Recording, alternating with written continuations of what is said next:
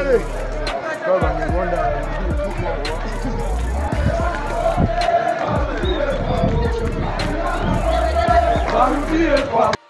mambo vipi wadau wetu wa Lambo Barbers TV, natumaini kwamba popote ulipo ni mzima wa afya kabisa. Unatufuata moja kwa moja katika mashariki mwa Jamhuri ya Demokrasia ya Kongo ndani ya jimbo la Kivu ya Kusini. Mimi naitwa Jacob Daniel Pascal, kutangazia moja kwa moja ndani ya Lambo Barbers TV. Hapa tuko katika maeneo ya Bukavu ambako raia wa Bukavu wamesazika vibaya kusema ya kwamba Wanyarwanda wote wapate kurudia kwao. Ndio kauli ambao wamekwenda kuiongea na kuimba katika midomo yao na kufanya maandamano kuhusiana na vifo ambavyo vinavyoripotiwa siku baada ya siku katika maeneo ya jiji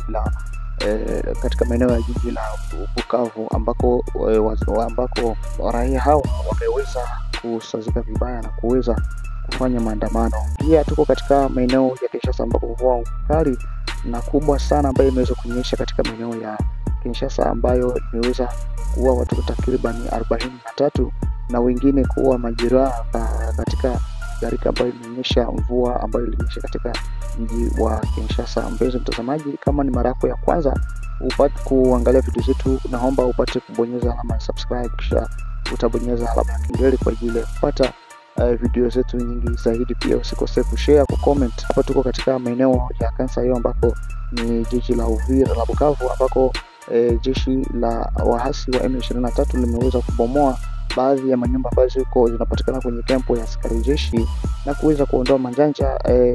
Dira zaeleza ya kwamba manjanja haya wanayapeleka katika nchi jirani ya Rwanda, ndio ambayo inayoendelea huko. Mpenzi mtazamaji, mambo ni hatari kabisa.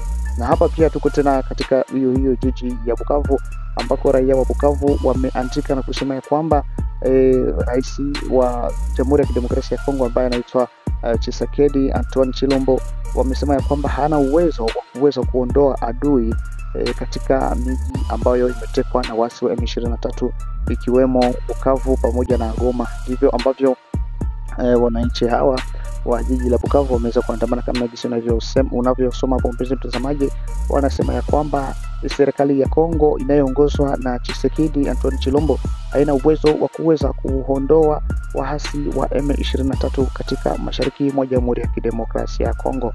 Kwa hiyo mpenzi mtazamaji, naomba upate kuweka maoni yako kwa hili ambalo linaloendelea kutokea katika mashariki mwa Jamhuri ya Kidemokrasia ya Kongo.